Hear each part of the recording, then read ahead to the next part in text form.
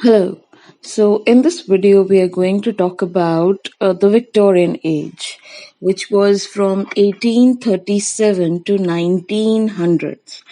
Now, Victorian Age was a shifting period, as we can say. You know, in literature also, in as in the people were also shifting.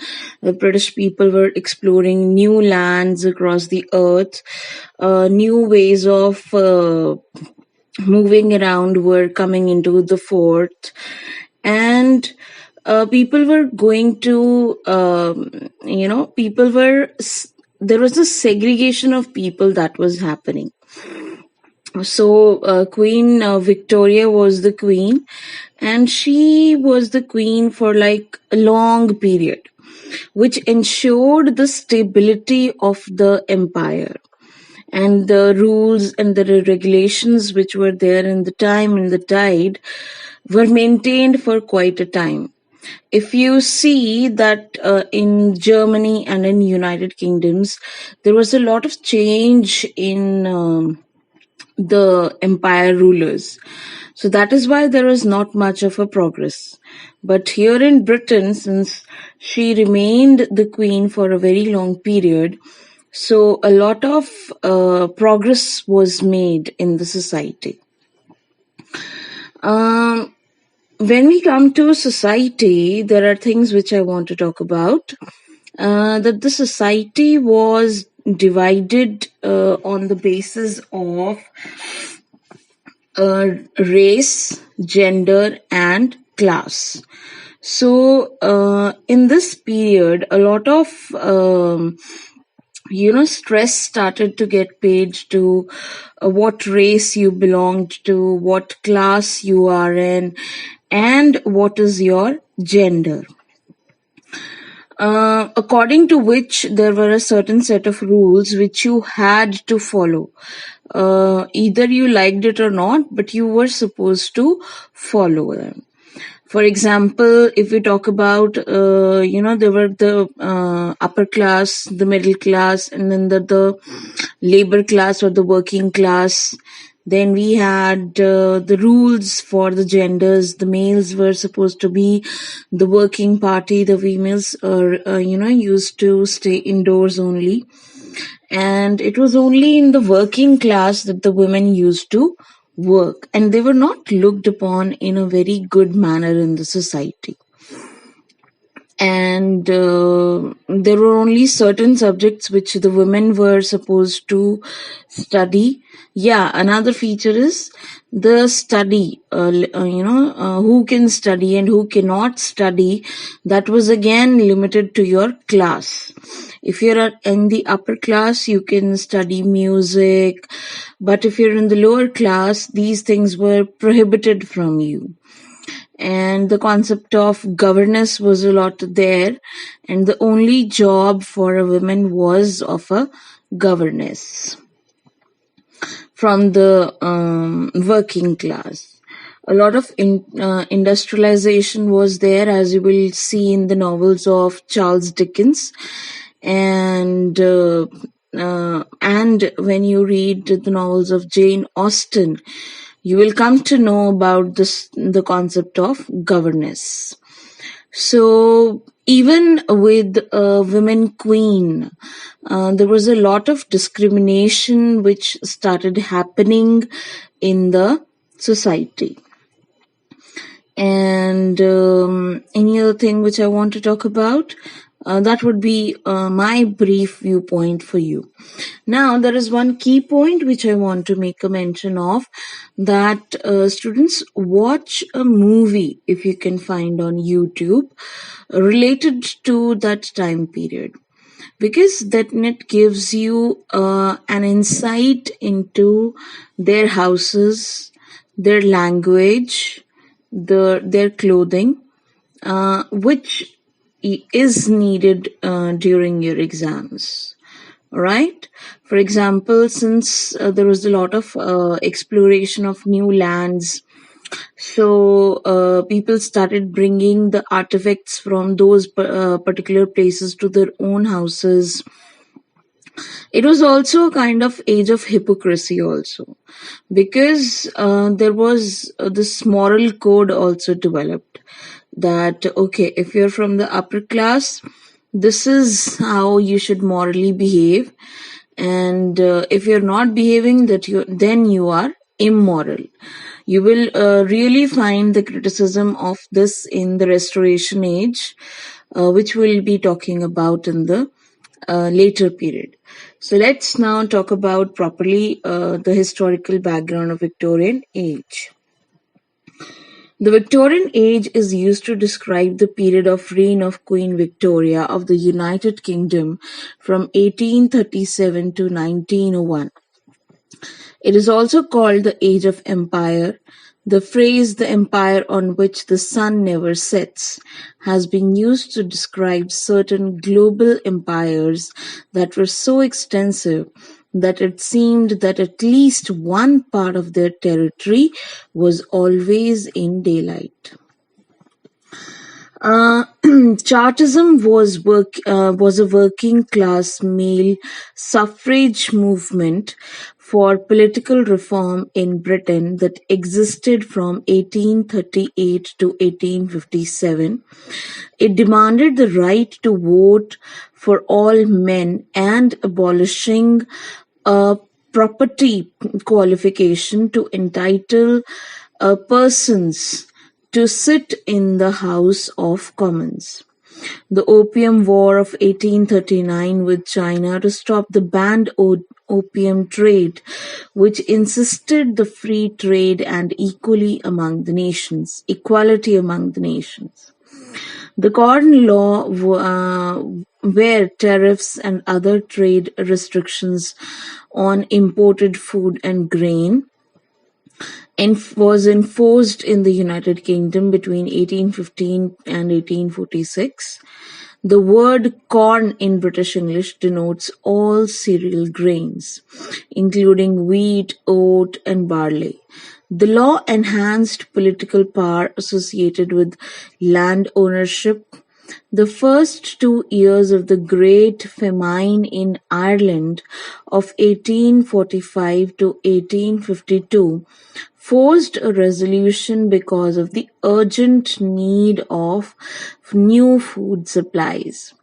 The Industrial Revolution rapidly gained pace during Victoria's region because of the power of steam. Victorian engineers developed bigger, faster, and more powerful machines that could run whole factories. This led to a massive increase in the number of factories. One of the greater achievements of the Industrial Revolution in Britain was the introduction and advancement of railway system, not only in the United Kingdoms and the British Empire, but across the world. Industrialization brought with it a rapidly growing middle class, whose increase in numbers had a significant effect on the social strata itself, cultural norms, lifestyle, values, and morality. Identifiable characteristics came to define the middle class, home, and lifestyle. People flooded into industrial areas and commercial cities faster than housing could be built, resulting in overcrowding and lagging sanitation facilities such as fresh water and sewage. These problems were magnified in London, where the population grew at record rates. Large houses were turned into flats, and tenants and landlords failed to maintain these dwellings slums. The early Victorian era, before the reforms of the 1840, became notorious for the employment of young children in factories and mines as a chimney sweep. So you can see that child labor also came into force in this age. The Great Exhibition of the Works of Industry of all nations, or the Great Exhibition, sometimes referred to as the Crystal Palace exhibition, designed by Joseph Paxton in reference to the temporary structure in which it was built. It was held, and it was an international exhibition which took place in Hyde Park, London, from 1st May to 15th October 1851. The Crimean War, in which the Russian Empire lost to an alliance made up of the Ottoman Empire, France, Britain. Boer War was fought between the British Empire and two Boer states, that is the South African Republic. The Indian Rebellion of 1857 was a major but ultimate unsuccessful uprising in India in 1857 to 58 against the rule of the British East India Company, which functioned as a sovereign power on the belief of the British Crown. On the Origin of Species by Charles Darwin introduced the scientific theory that population evolves over the course of generation through a process of natural selection. So you can say that this book kind of again highlighted the need for a hierarchy in the society and in nature also, that man is above everything, and in society the high class society is above all the other kinds of societies. Utilitarianism, the basic idea behind all of them is to in some sense maximize the utility, which is often defined in terms of well-being or related concepts. For instance, Jeremy Bentham, the founder of utilitarianism, later John Stuart Mill, described utility as that property in any object whereby it tends to produce benefit, advantage, pleasure, good, or happiness. Victorian ideals, patriarchal society, as I said, male-dominated society, did not allow women to have the same privilege as men. Consequently, women were ascribed to more feminine duties of caring for the home and pursuing the outlets of feminine creativity. Women in the Victorian era had one main role in life, which was to marry and take part in their husbands' interests and business. Before marriage, they would learn housewife skills such as weaving, cooking, washing, and cleaning, unless they were of a wealthy family. If they were wealthy, they did not always learn these tasks because their maids primarily took care of the household chores. Typically, women were also not allowed to be educated or gain knowledge outside of the home because it was a man's world. Now, characteristics of Victorian literature. The defining characteristics of Victorian age poetry are its focus on sensory elements, its recurring themes of the religion-scientific conflict, and its interest in medieval fables and legends. So the conflict of religion and science still remained, but science was gaining more, ground in the society in this period. Another thing is that a lot of changes, as we already read, the man's suffrage movement, right? The right to vote.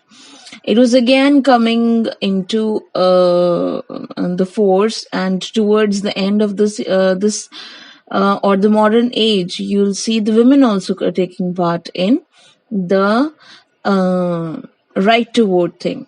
So earlier, whereas if we see in the times of Romantic age or the Elizabethan age, the changes used to be very slow. But now the society became very progressive and the changes were very fast. There was a lot of radical social change, and as such, many poets of the time didn't like the romanticized version of society. The Victorian poetry was quite realistic to nature and quite less idealized as compared to the Romantic poets who were idealists and believed in art for art's sake. Victorians were quite realistic and thus were more concerned about the reality rather than the ideal world. The Victorian poetry is thus divided into two main groups of poetry: the High Victorian poetry and the pre-Raphaelite poetry. Victorian poets took the responsibility of social reform and gave voice to the commoners by living with them. Victorian era was known predominantly for its novels, whose chief concern was the condition of England, questioned their theme of specific problems caused by dominance of industrialization and utilitarianism.